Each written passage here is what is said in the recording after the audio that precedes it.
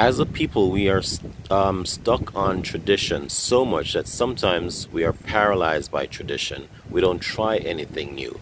But did you know almost all the fruits we eat can make wonderful therapeutic medicinal teas?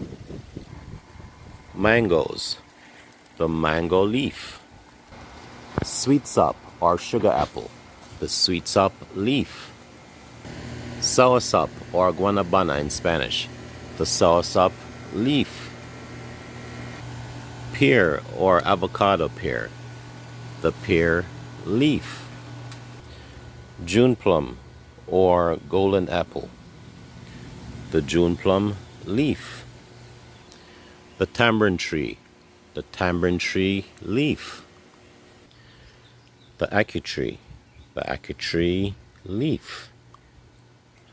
The naseberry or sapodilla